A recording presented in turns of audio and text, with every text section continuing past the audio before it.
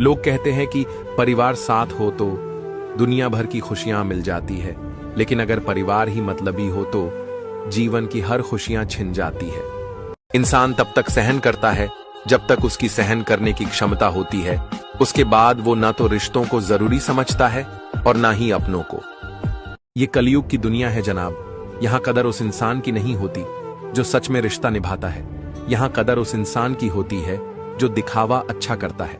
मन में बुराई रखने से बेहतर है कि स्पष्ट रूप से मुंह पे कह दीजिए। बेशक रिश्ते कम रहेंगे मगर सच्चे रहेंगे। दीपक को घी तब चाहिए जब वो जल रहा हो, बुझने के बाद घी डालना व्यर्थ है।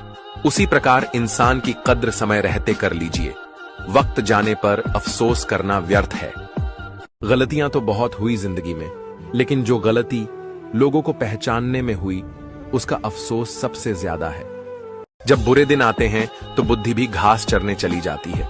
इंसान चाहकर भी सही निर्णय नहीं ले पाता है। इसलिए तो कहा जाता है कि इंसान बुरा नहीं होता, उसका वक्त बुरा होता है।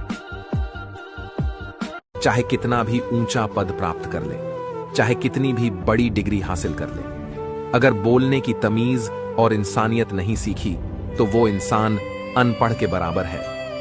औरत मां हो तो सम्मान दीजिए, बीवी हो तो इज्जत दीजिए, बहन हो तो स्नेह दीजिए, अगर बेटी हो तो गर्व कीजिए और अजनबी हो तो सुरक्षा दीजिए। जिसका दिल साफ होता है ना, वो हर जगह ठुकराया जाता है, चाहे फिर वो घर में हो चाहे बाहर हो।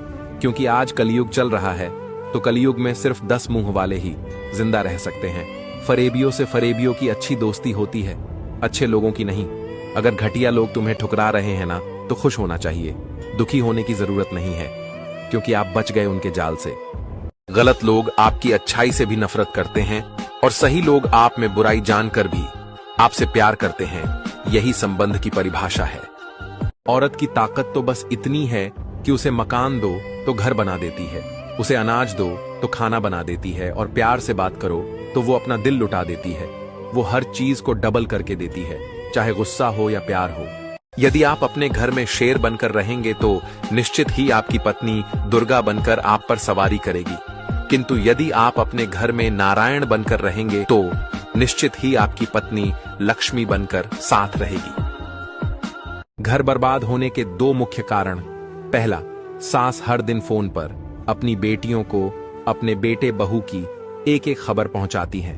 बदले में बेटी अपनी मां को बहू से लड़ने के नए नए टोटके बताती है। और दूसरा, बहू हर दिन घंटों तक अपने मायके वालों को ससुराल के सारे भेद देती है तथा अपने छोटे बड़े दुख को बड़ा चढ़ाकर बताती है। बदले में मायके वाले बेटी को दुखियारी समझकर उसका खुला समर्थन करते हैं और उनके बीच पिसता सिर्फ और सिर्फ पुरुष है। अगर घर की बात बाहर न जाए तो 80% घर बर्बाद होने से बच सकते हैं। जिन घरों में बहनें नहीं आती वहां खुशियां भी दहलीज से लौट कर चली जाती हैं, क्योंकि जिन घरों में बेटियों के लिए जगह नहीं होती वहां सुख शांति भी नहीं रहती।